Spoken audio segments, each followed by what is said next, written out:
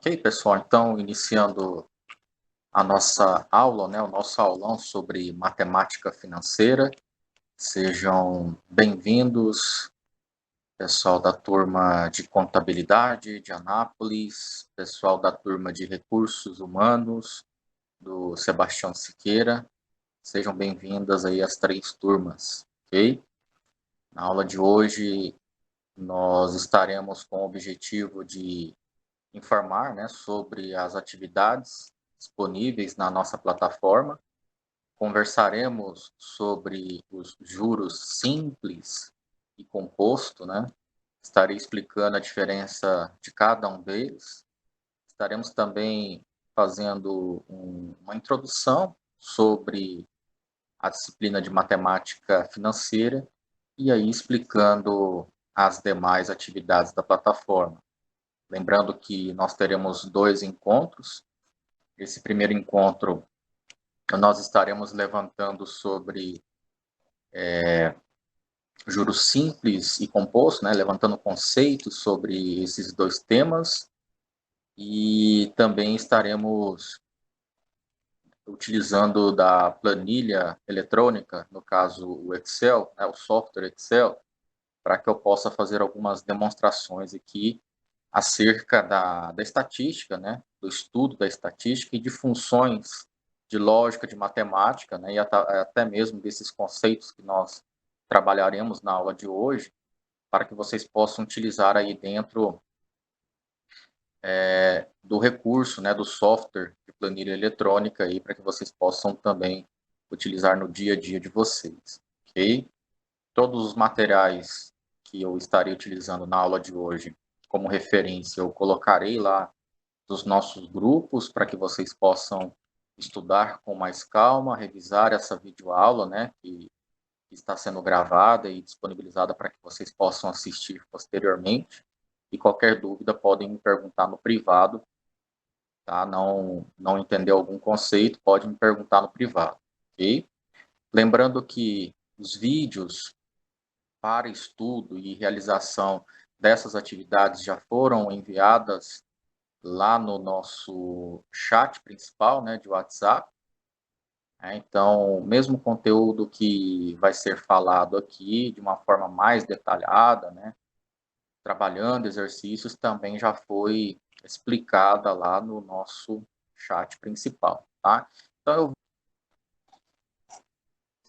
Então antes de nós falarmos sobre a matemática financeira, de fato, nós precisamos recordar algumas propriedades, alguns conceitos básicos, né, que a gente carrega desde lá do ensino fundamental, ensino médio, né?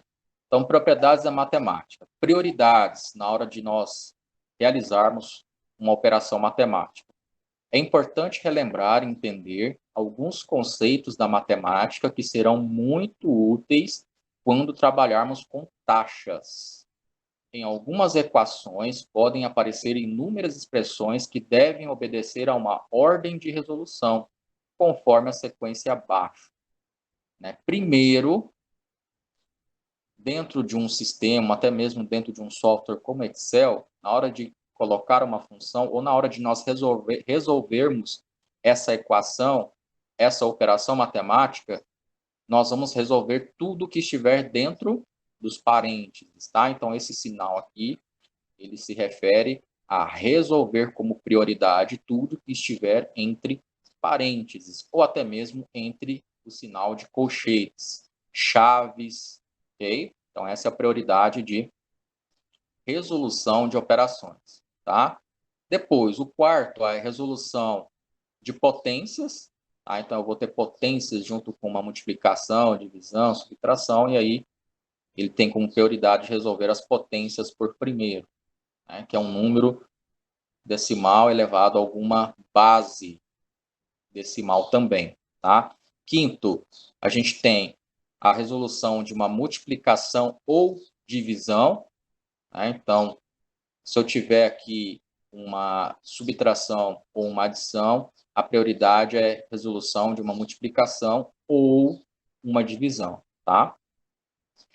Sexto, ele vai resolver uma adição ou subtração.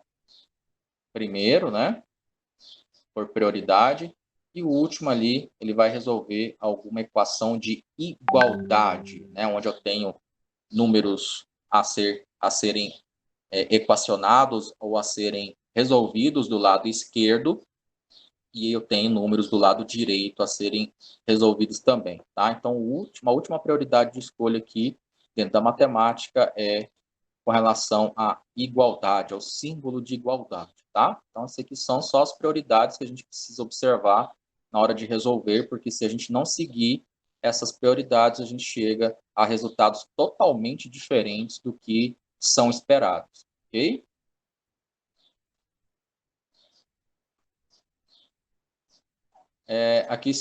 Aqui a gente relembrando outras questões importantes também, a gente tem a regra de 3 simples, tá? Muito utilizada para principalmente obter valores de juros simples. Regra de 3 simples. Chamamos de regra de 3 simples o processo de resolução de problemas de 4 valores, dos quais 3 são conhecidos e o quarto valor, no caso, nós não conhecemos, é o X da questão, né? Devemos, portanto, relacionar as grandezas diretamente proporcionais e encontrar a incógnita em questão. Exemplo, com o consumo de água de 10 dias é de 500 metros cúbicos, qual será a quantidade de água consumida em 50 dias? Ok? Então, em 10 dias, nós temos um consumo de 500 metros cúbicos de água. Qual será a quantidade? Olha só, a pergunta é a incógnita, é o X da questão que nós queremos descobrir, né? Qual será a quantidade de água consumida em 50 dias? Então, nós temos aí 3 informações. Consumo de água, aliás, os dias, né, a quantidade de dias, o consumo de água nesses 10 dias, 500 metros cúbicos, 50 é o valor estimado que eu quero descobrir, ou seja, se em 10 dias eu tenho um consumo de 500 metros cúbicos, quanto vai ser em 50? E aqui o X, que é justamente o valor que nós queremos descobrir, ok? Então, nós realizamos a multiplicação em X, né, cruzado. Vou multiplicar 10 por X e 500 por 50, para que eu consiga equacionar e chegar em um valor final. Então, eu tenho 10x, 10 multiplicando x, passo para o outro lado. Olha só o sinal de igualdade aqui, né, que nós acabamos de conversar na prioridade, né? E do outro lado, nós temos 50 que multiplica 500. Novamente. Agora eu tenho 10x igual a 25.000, que foi o resultado de 50 por 500. Ok? Agora, resolvendo essa equação, nós temos o x igual a 25.000, né? Então, eu passo o valor, quando eu quero juntar esses valores, equacionar, o que eu faço? Eu passo esse valor da direita dividindo pelo da esquerda. Então, eu tenho 25.000 sobre 10. O X da questão vai ser o quê? 2.500 metros cúbicos. Ok? Então, basicamente, em 10 dias eu tinha 500 metros cúbicos, né? Em 50 dias, qual seria esse valor? De 2.500. Tá? De qual outra forma eu poderia ter resolvido isso aqui sem ter feito a regra de 3? Se em 10 dias eu tenho 500, ok? Então, esse resultado eu multiplicaria por quanto?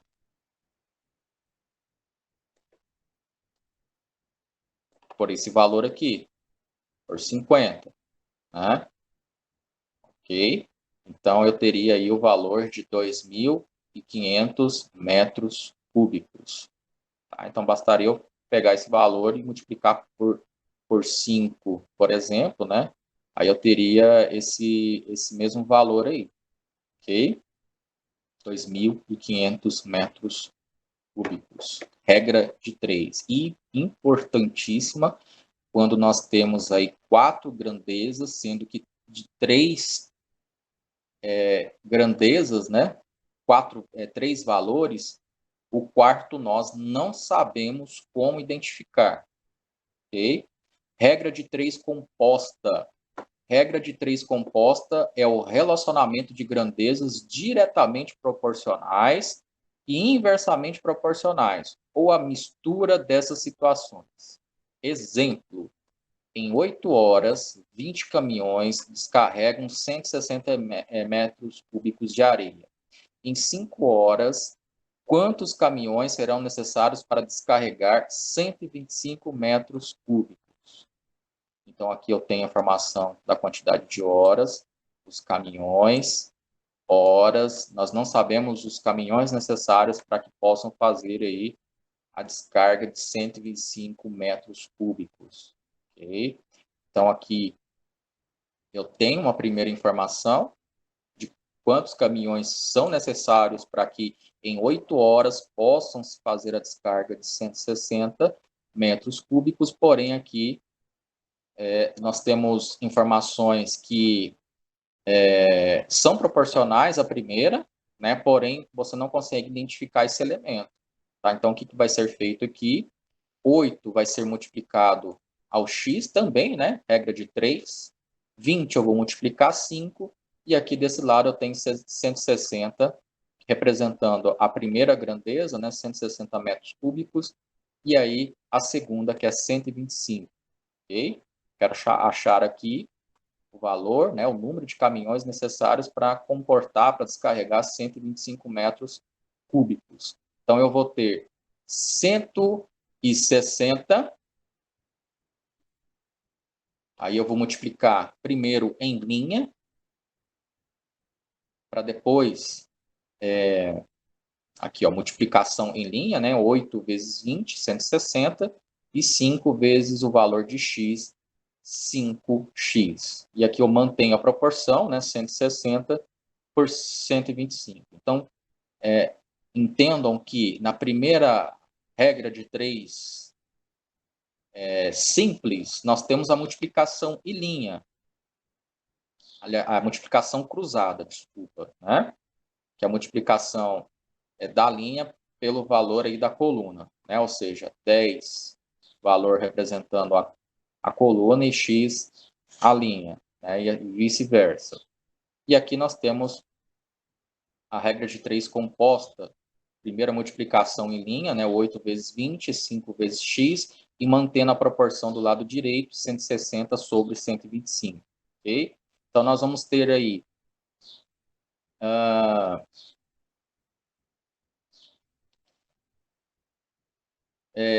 160, né? Aí, agora sim eu faço a multiplicação cruzada, 160 por 125. Então, aqui eu tenho 160, que multiplica 125, 20 mil, ok? E 160, que vai multiplicar 5, nós temos 800. Primeiro valor, 160 por 125, segundo, 160 por 5 dá 800. Permaneço com x desse lado direito, para que eu coloque os dois de forma igualitária do mesmo lado, eu passo x para o lado esquerdo, que é o valor x da questão que eu quero descobrir, né? E aí eu tenho 20 mil dividido por 800, 20 mil dividido por 800, que vai dar justamente o valor de 25. Então, eu divido quando eu quero passar a minha equação do lado direito para o lado esquerdo. Joguei o x para o lado esquerdo, joguei os 800, dividindo pelo valor que está do lado esquerdo. 20 mil dividido por 800, eu tenho o x da questão, que é 25. Tá? Então, eu vou precisar aí de 25 caminhões para que descarreguem 125 metros cúbicos de areia, ok? Próximo conceito muito importante que vocês precisam saber. Média aritmética simples. A média aritmética simples também é conhecida apenas por média. É a média de posição mais utilizada e a mais intuitiva de todas.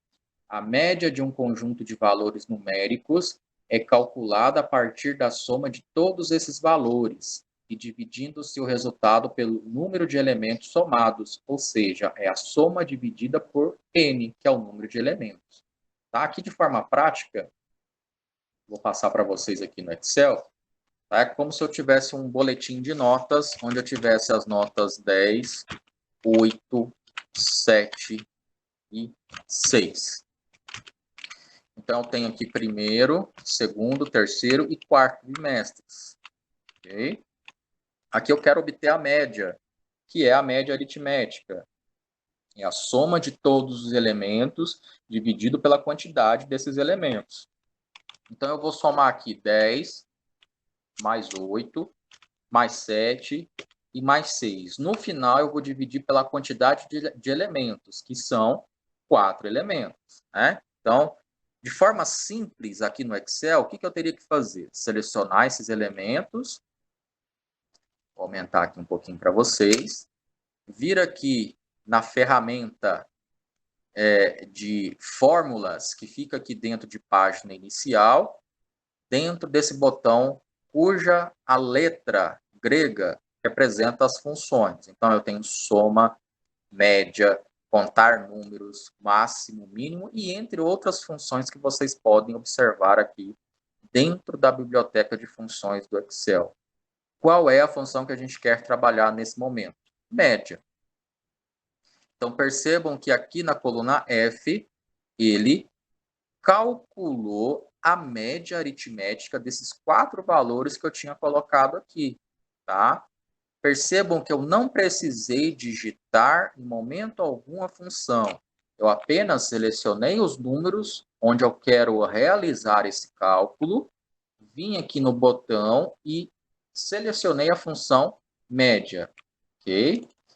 Essa média, ele entendeu que ao eu ter selecionado os elementos que estão presentes na coluna B, linha de número 1, 2 pontos significa até, ou seja, ele vai pegar de B1 até a coluna e a linha E1.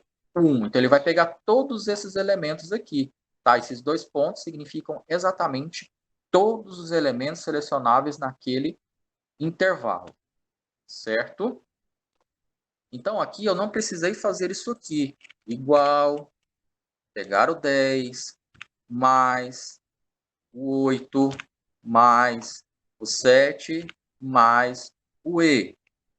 Depois de eu ter feito tudo isso, né, eu somo primeiro, né? Então, olha só a regra dos parênteses, né, para que o Excel entenda que ele vai ter que somar tudo primeiro, para que depois ele divida. Olha só o símbolo de divisão no Excel, que é a barrinha que você encontra aí no teclado de números e também aí no teclado alfanumérico, ok?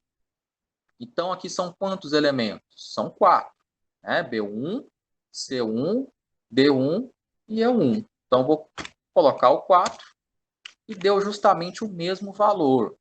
Só que eu não precisei fazer isso, pois eu tenho a função média, que faz justamente esse cálculo que nós acabamos de realizar.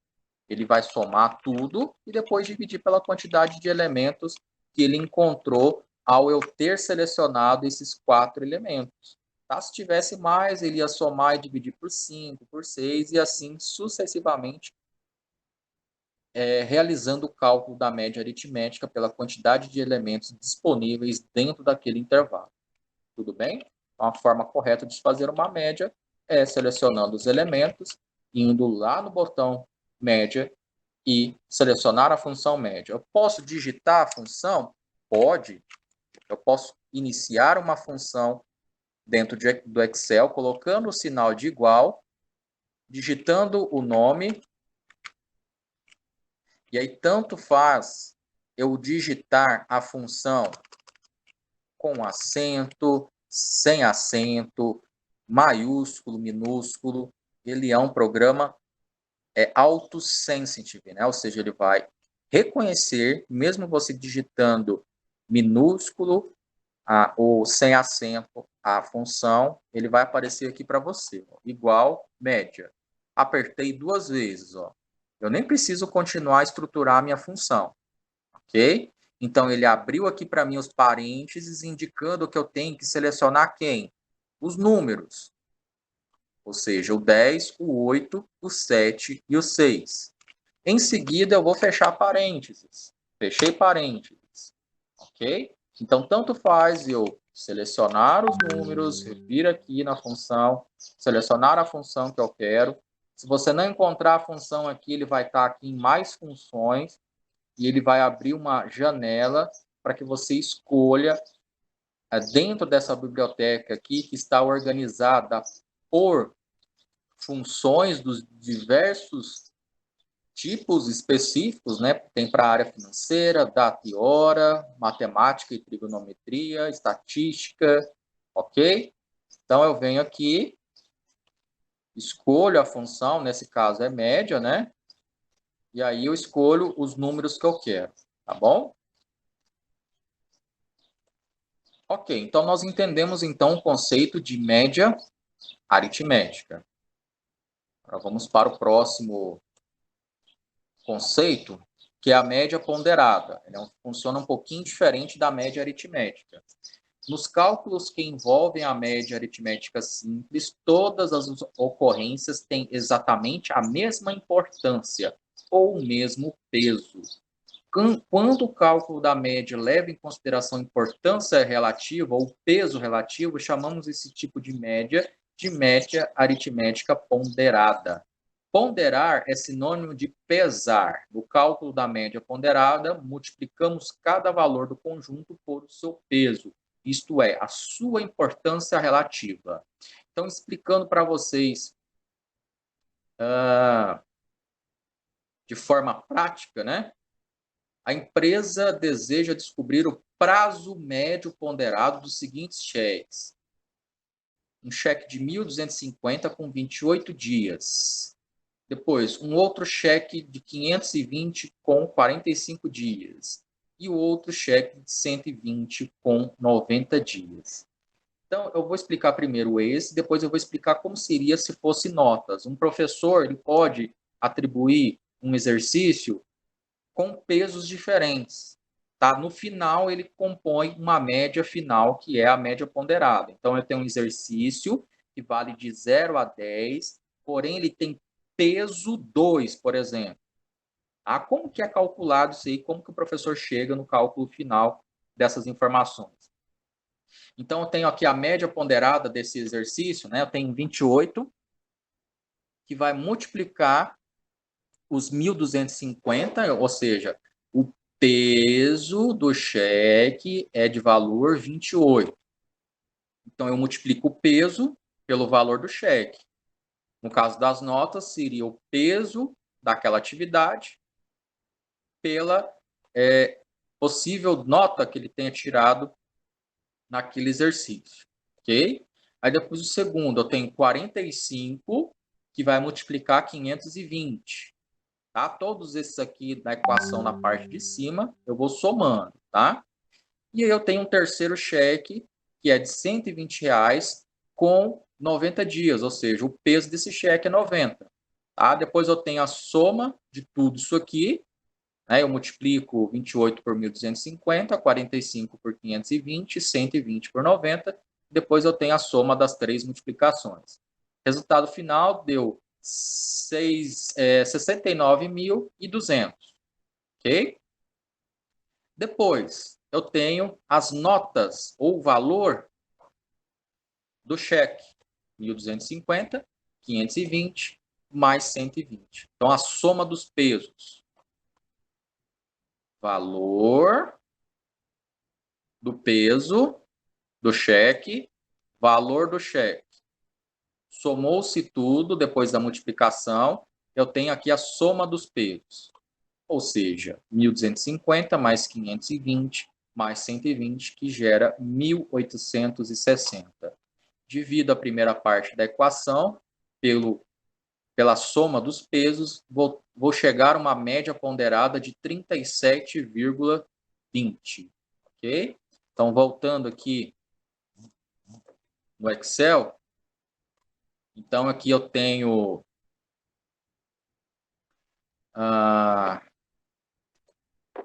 peso desse aqui, eu vou colocar 2,5.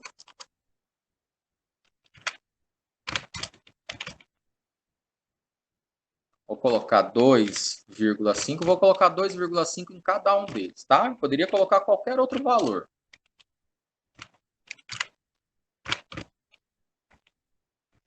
Aqui na primeira linha, eu vou colocar o sinal de igual. Eu já sei que eu tenho que multiplicar a nota que aquele aluno tirou pelo valor do peso daquela atividade.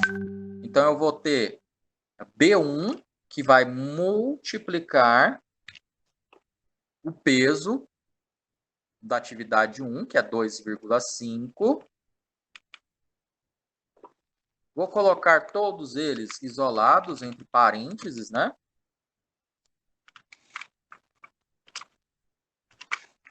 Mais C1, que é 8. Vou colocar entre parênteses aqui. Que vai multiplicar esse camarada aqui, C2, 2,5. E assim eu continuo. Mais. Vou abrir parênteses. 7. Eu não preciso digitar as informações eu já tenho aqui na planilha, né? Então, basta que eu clique em cima da célula referenciada, vezes esse aqui, fecha parênteses, mais este elemento, vezes o E2, que é 2,5 também. Ok? Então, aqui eu tenho 77,5. Ok? Agora, aqui eu tenho que somar o quê? Os pesos.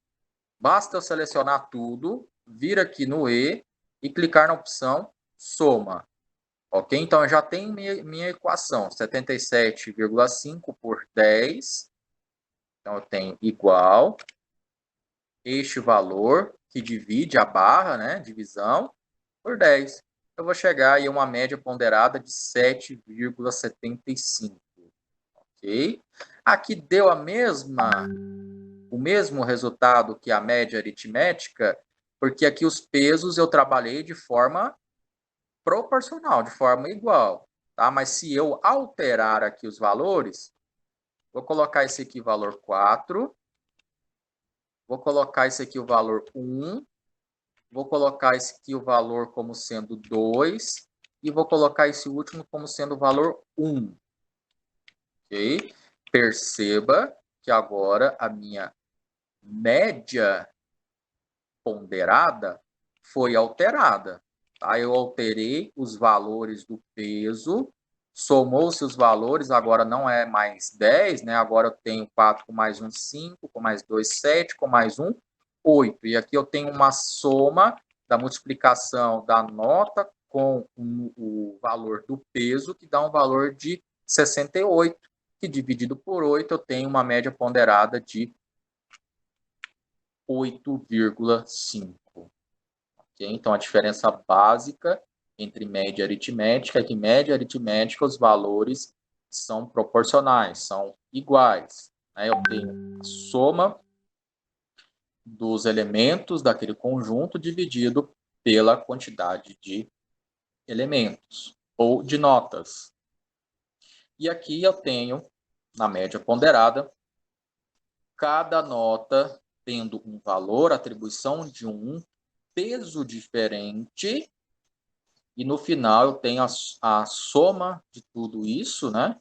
Desses pesos, que é dividido aí pelo valor aí da nota multiplicado pelo peso de cada atividade. ok? Basicamente, média ponderada é quando o professor quer atribuir a cada exercício pesos, valores diferentes. O exercício vai valer de 0 a 10, porém com um peso, com uma nota final diferente, ok? A questão da fração, que é importante também, para que nós possamos entender o conceito de juros, né? Trabalhar com a questão de divisão, adição e subtração de fração, né? Para somar ou subtrair frações com denominadores diferentes, a solução é obter o mínimo múltiplo comum, o famoso MMC, dos denominadores das frações. Então, eu tenho aqui os valores 15, 24 e 60. Esses três números eu consigo dividir por 2. Consigo. Ok? Então, eu continuo aqui o processo. Aliás, eu consigo chegar aqui num denominador, né? Então, aqui o 15 eu não vou conseguir, mas o 24 e 60 aqui eu consigo. Então, eu continuo aqui, né? Então, aqui eu permaneço com 15, onde eu vou ter vou conseguir aqui fazer a denominação dessas frações, né, a partir do 6, né?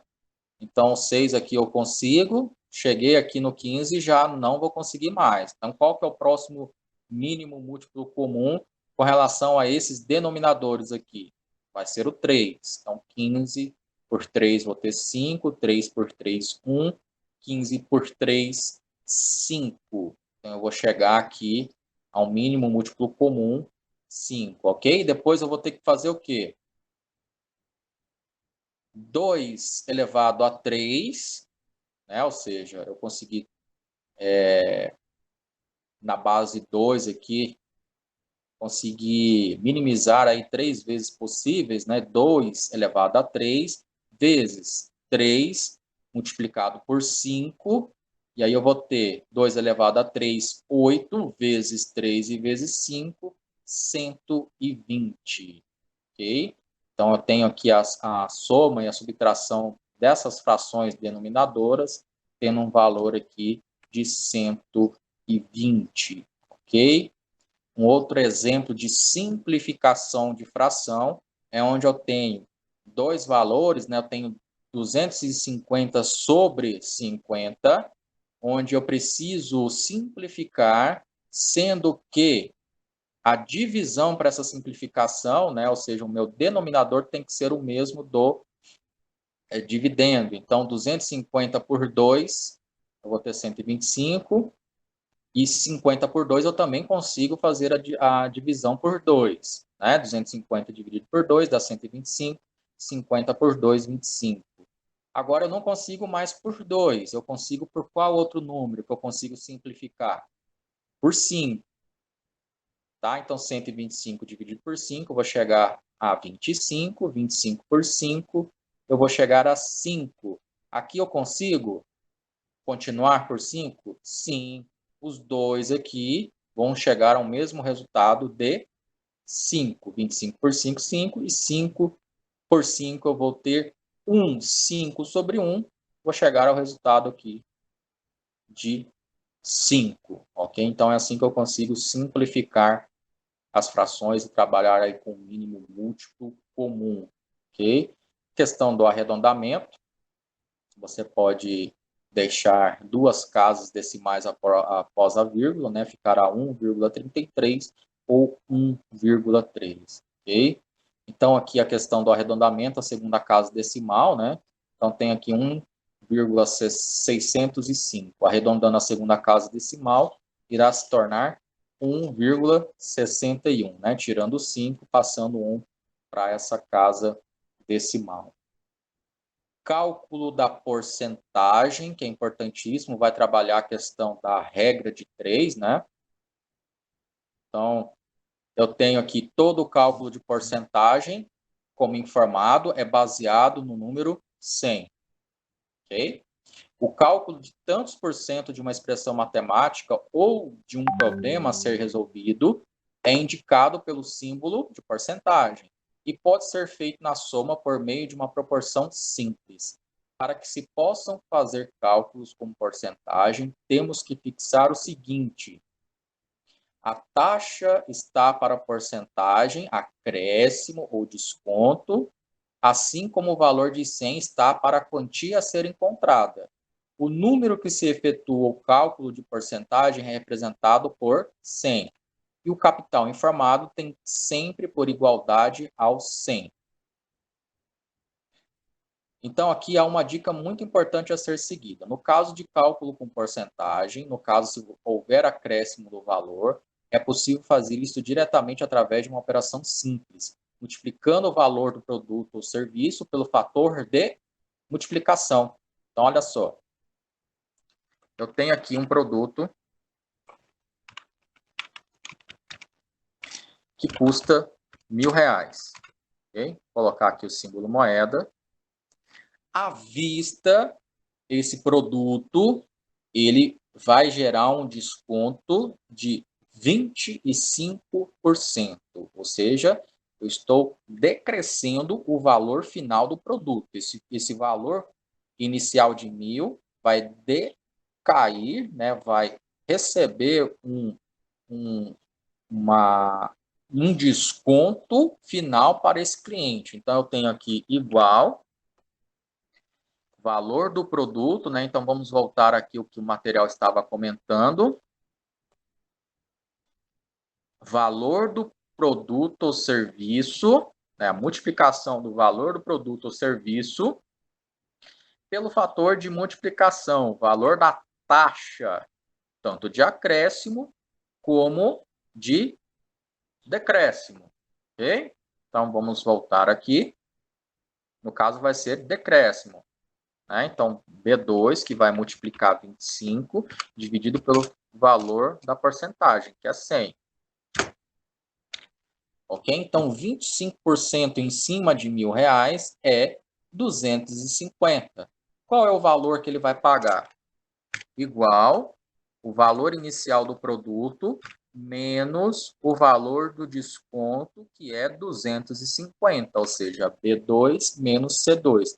Valor inicial do produto menos o valor de desconto que nós descobrimos aí ao efetuar o cálculo do valor do produto inicial que multiplica a porcentagem, no caso 25, que nós descobrimos foi R$250. Então, o valor de desconto que vai ser ofertado em cima do valor de 25%, em cima de R$1.000, é de R$750. Um acréscimo, pessoal. Estou fazendo uma compra no cartão de crédito, ok? Então, tenho lá 2.780 que vão ser parcelados no cartão de crédito em 4 parcelas, vou colocar em 3 parcelas, onde o montante desse valor inicial vai sofrer um acréscimo de 7% ao ser dividido no cartão de crédito. Ok? Eu preciso primeiro saber qual é o valor final desse produto ao sofrer o acréscimo de 7%, e depois qual vai ser o valor de cada parcela no cartão de crédito. Ok? Então, eu tenho aqui 2.780, né, igual, clico em cima desse valor, vezes o valor da porcentagem, que é 7, e que vai dividir quem? Vai dividir por 100, o valor da minha fração, 100% da fração, ok? Então, eu tenho aqui, deixa eu isolar a prioridade de operação, ok? R$ 194,60. Então, vão ser adicionados ao valor final do produto um valor de R$ 194,60.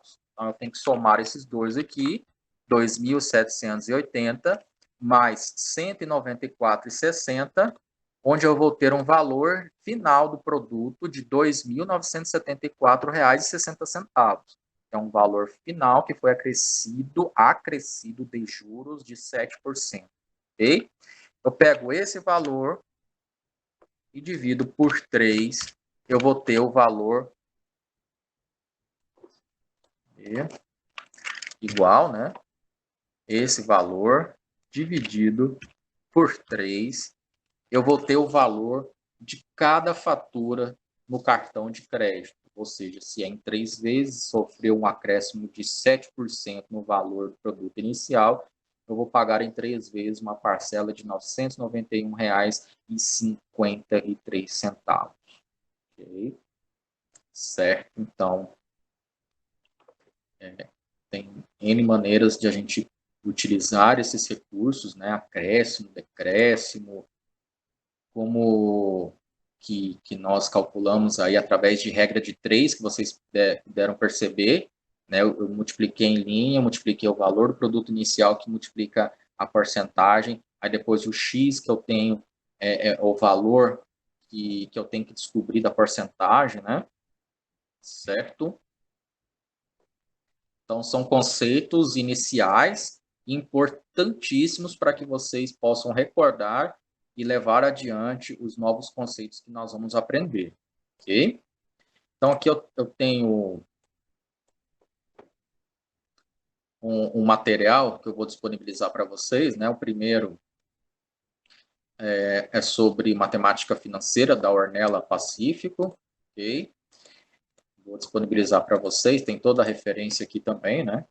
Tá aí os termos sobre porcentagem. A porcentagem é uma razão cujo denominador é igual a 100, né? Conforme nós já vimos. E esta razão é também chamada de razão centesimal, ok? Aí tem o exemplo 1, né? Um corretor de imóveis vendeu um apartamento por R$ 350.000. Sua corretagem, ou seja, o valor da sua comissão sobre essa venda é de 4%. Quanto ele ganhou? E novamente eu tenho a multiplicação em x, regra de 3, né? Eu tenho 4 como sendo a porcentagem, sendo a minha razão 100, né? 100%, vezes o valor. Então, eu vou ter 4, que a porcentagem, multiplicado pelo valor do imóvel, que é R$ 350.000, certo? Eu vou ter lá 14 mil.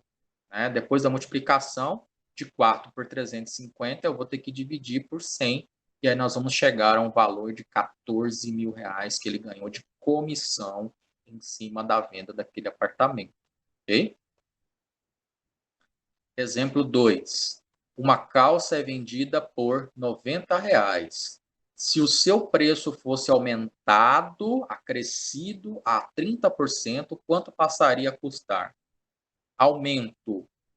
Eu vou pegar o valor da calça atualmente e vou multiplicar pela porcentagem que foi acrescida, ou seja, 30%, equivalente a 0,30 ou 0,3. Ok? Então, aqui eu tenho o valor de R$ 27 no preço, no acréscimo de 30%. O novo preço vai ser o quê? Os R$ 90 que eu já tinha, mais os R$ 27 que eu descobri multiplicando 30% por 90. Ou seja, a calça passa a custar R$ 117. Ok?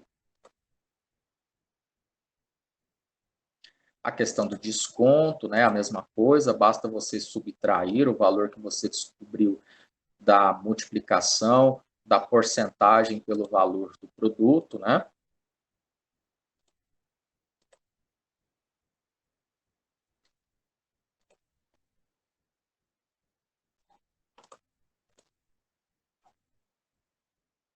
Certo. Com relação à parte de porcentagem, é isso que eu queria passar para vocês. E agora nós temos aqui um outro material da Secretaria de Educação de Pernambuco, né? Eles têm lançado programas importantíssimos a serem trabalhadas com o ensino médio, né, matemática financeira, probabilidade, estatística, né, para as disciplinas de estatística ambiental, entre outras turmas, eu trouxe esse material, foi bem interessante. E aí, para a matéria de matemática financeira, né, eu achei bem interessante trazer esse material também, tá? Então, nós temos aqui, né, em uma sociedade capitalista, vou comentar aqui na tela para vocês, né? Em uma sociedade capitalista, é de fundamental importância o conhecimento por parte de todos os indivíduos dessa sociedade, das ideias e conceitos relativos à matemática financeira, tais como porcentagem, capital, juros e montante. As páginas seguintes têm o objetivo de ajudar na compreensão dos conceitos citados e, consequentemente, na resolução de problemas envolvendo os mesmos. Fundamentalmente, a matemática financeira estuda os procedimentos utilizados em pagamentos de empréstimos, bem como os métodos de análise de investimentos em geral. Isso não impede, porém, que alguns conceitos da matemática financeira, como o de porcentagem, por exemplo, possam ser utilizados em problemas que não envolvem dinheiro. Exemplos: podemos calcular o percentual de aumento na altura de uma planta em determinado intervalo de tempo. Quando uma pessoa empresta a outro um valor monetário durante um certo tempo, essa quantia é chamada de capital ou principal e é indicada por C. O valor que o emprestador cobra pelo uso do dinheiro ou o valor pago pelo tomador do empréstimo é chamado de juros, indicado pela letra J. A taxa de juros indicada por I, do inglês interest, que significa juros, é expressa como porcentagem do capital. Ela representa os juros numa certa unidade de tempo, normalmente indicada da seguinte forma: ao dia, né, ao mês e ao ano. Então, a gente tem aí essas terminologias, né, para ano, para mês, para dias. De modo geral, os juros no período são iguais ao produto do capital pela taxa, isto é, juros igual a capital vezes o juro no período da taxa. Se o pagamento do empréstimo for feito numa única parcela, ao final do prazo do empréstimo, o tomador pagará a soma do capital emprestado com o juro, que chamaremos de montante, e indicaremos pela letra M. Montante igual capital mais os juros. Juros simples, né, que é o que pede em uma das atividades práticas, né, para que você explique a relação entre os dois, né, juros simples e juro composto, e explique em uma forma de exemplo do dia a dia. Nesta modalidade, os juros são sempre calculados sobre um valor fixo, o capital. Assim, considerando um capital C, aplicado uma taxa I por período e durante T períodos de tempo, os juros simples da aplicação serão iguais à soma de T parcelas iguais a C vezes I, ou seja, juros igual a capital multiplica pelo I mais C, tá? E assim eu tenho sucessivamente o número aí de parcelas, né? Portanto, juros igual a C vezes a taxa de juros vezes o tempo. Juros compostos. Nesta modalidade, os juros são calculados de acordo com o montante acumulado. Então, se lá no juros simples a gente tinha um montante final em cima de um valor X de juros, Nesse, nós temos o acúmulo de um mês para o outro. Então, eu tenho que pegar a taxa mensal, fazer em cima do valor inicial, eu vou ter os juros montantes até então. O juro montante eu continuo no segundo mês. Eu pego esse valor final e continuo. Multiplico pelo valor da taxa mensal do mês seguinte, e aí é como se fosse um acúmulo de juros montantes. O valor do segundo valor montante não vai ser igual ao valor inicial, né? Então, se eu tinha lá R$ 1.000 no primeiro mês, eu tenho um juros de 2%, né? Eu vou ter lá 1.000, vou pegar aqui, 1.000 vezes 2% mensal, dividido por 100, R$ 20 de juros. Então, agora não vai ser mais 1.000 no próximo mês, vão ser 1.200. Aliás, 1.020, desculpa, 1.020. Pego a taxa do mês seguinte e vou fazendo juros compostos, okay? Que é o acúmulo de montantes. Montante após uma quantidade T de períodos de tempo. Okay? Em resumo, montante total, né, que é o capital, vezes 1 mais o período de tempo, né, os juros e o período de tempo dentro dessa fórmula. A fórmula acima é indicada habitualmente com índice, escrevendo-se simplesmente M igual a capital vezes 1 mais a taxa de juros elevado ao tempo. Olha só o exemplo, né? Bina deseja comprar um automóvel que custa atualmente R$ 48.000.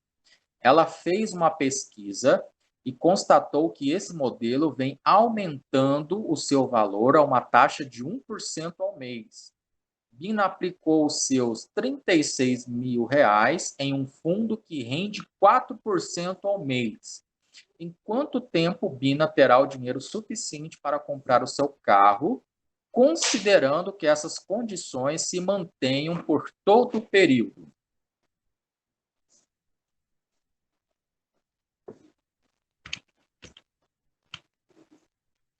Para respondermos à pergunta do problema de Bina, devemos saber ainda se os reajustes e os rendimentos do fundo são em juros simples ou compostos, né? Então, vejamos então os seguintes casos.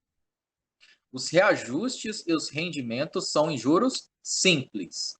Os reajustes e os rendimentos são em juros compostos.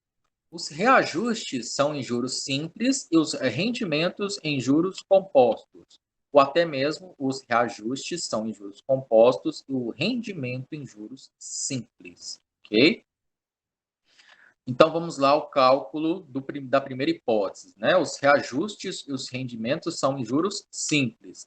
Neste caso, temos juros igual ao capital vezes a taxa de juros multiplicado pelo tempo. É o montante do valor do automóvel será igual ao montante do investimento.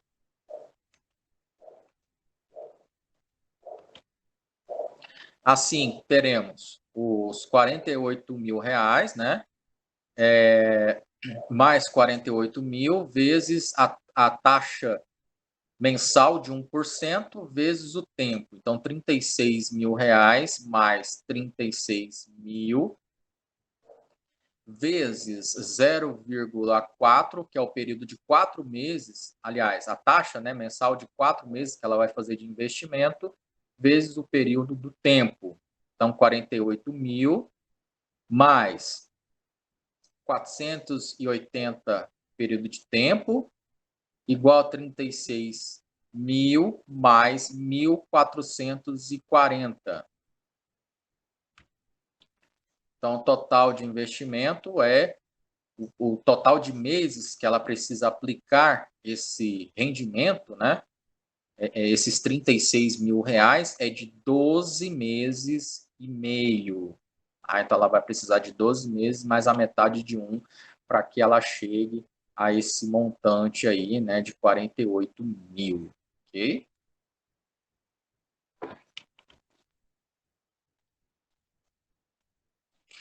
Aí tem os outros conceitos, né? Os reajustes, os rendimentos. Aí só vai mudar o composto, que você tem que pegar o montante anterior, né?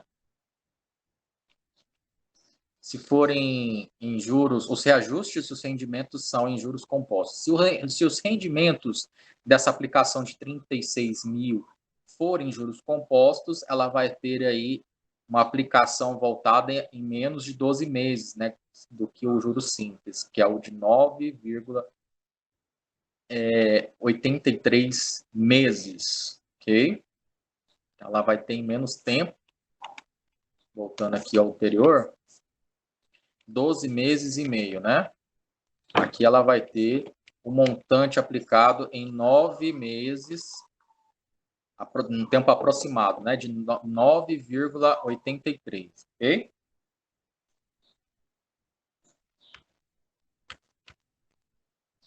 Os reajustes são em juros simples e os rendimentos em juros compostos.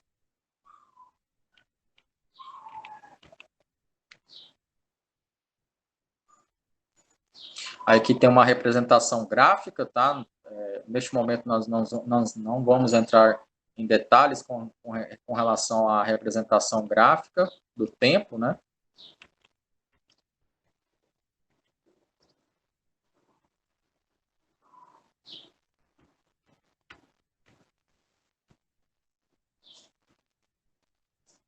Então, 12,9, depois do cálculo, né, em relação aos reajustes, são em juros compostos e os rendimentos em juros simples.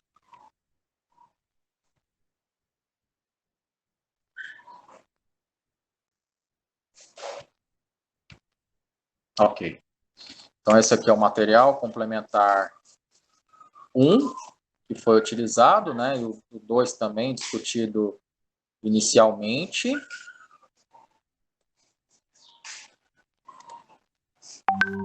Nós também discutimos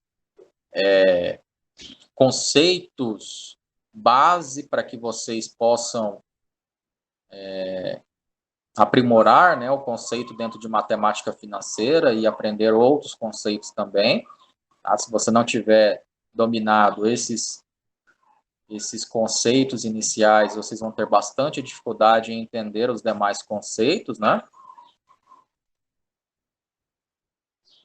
E aqui, voltando novamente para os exercícios, tá? Depois eu tenho aqui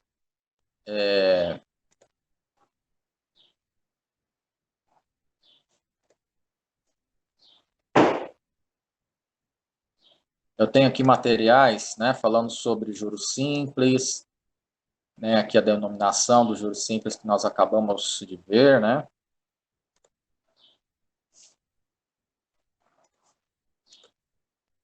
Aqui, ó, juros compostos, juros simples, ok? Depois eu posso disponibilizar esse material aqui para vocês também, ok?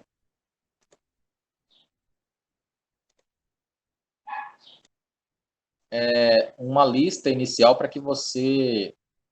Uma lista de exercícios para que você possa postar na plataforma, tá? Então, você terminou o cálculo dessas atividades, você pode responder no próprio arquivo, né? Ou seja, pode ser digitado a resposta, ou se você preferir, você pode resolver em uma folha à parte, pode ser escrito essa resposta, tirado uma foto destes exercícios e postado lá na plataforma como atividade para ser enviada. Tá? Então, tanto faz você digitar como você escrever essas respostas e tirar uma foto para que você em seguida possa postar lá na plataforma. Tudo bem? Então, aqui, juros simples, tá, pessoal? Então, esse aqui não tem juros compostos, vai cair só sobre juros simples. Proporcionalidade de taxas. 50% ao ano corresponde a que taxas quinzenal? Tá? Então, se eu tenho ao ano, ou seja, ao longo de 12 meses, né? Ou seja, ao ano que equivale a 12 meses, eu tenho uma taxa de 50%. E se fosse analisar quinzenalmente, o que eu teria que fazer? Primeiro, eu já sei que ao ano, ao período de 12 meses, eu tenho uma taxa de 50%. Mensalmente, eu vou ter quantos por cento? Então, eu pego, por exemplo, 50, né? Zerar a calculadora, 50 dividido por 12. Eu tenho mensalmente uma taxa de 4,16%. Então, eu já sei por mês. E quinzenalmente, o que eu vou ter que fazer? Pegar essa taxa e dividir por quanto? Por 2. Um mês tem 30 dias, quinzenalmente são 15, né? 15 dias. Então, 4,16 dividido por 2, eu vou ter uma taxa quinzenal de 2,8. Tá? Então, isso aqui é só para você estipular uma taxa proporcional a um tempo, quinzenalmente, semanalmente, semestral. Posso colocar uma taxa variando de 4 em 4 meses, anualmente, mensalmente, ok? Isso aqui é só para proporcionalidade de taxas referente a um determinado tempo, ok?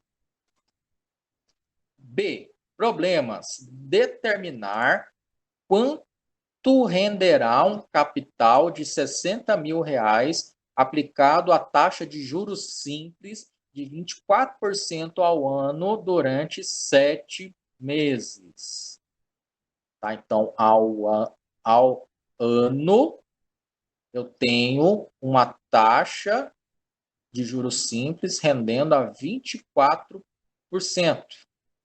Tá? Então, tem aqui 24 por 12. Eu tenho mensalmente uma taxa rendendo a 2%. Então, se são 7 meses, vou pegar isso aqui e multiplicar por 7. Vai dar 14%. Então, esse capital aqui, ele vai render durante 7 meses 14%. Né? Qual que vai ser o valor montante desse capital rendendo a 14% no final? Okay? Então, aqui eu tenho um conceito de proporcionalidade de taxa, que vai depender do tempo da aplicação, e aqui eu já tenho um capital, onde eu tenho um tempo, eu tenho uma taxa de juros rendendo a um determinado tempo, ou seja, ao ano, ou conforme o enunciado da questão. Ok? Juros simples. Bastam você pegar aí como referência, né? Deixa eu pegar aqui dentro do material. Aqui, ó, juros simples. Não, esse aqui não. Juros simples é um acréscimo calculado sobre o valor inicial de uma aplicação financeira ou de uma compra feita a crédito, por exemplo.